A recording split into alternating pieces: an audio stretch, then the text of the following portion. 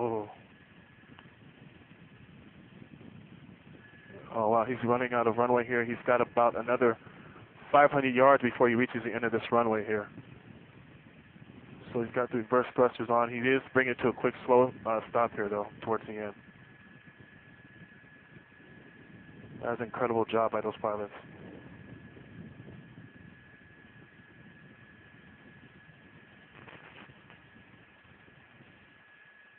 Incredible.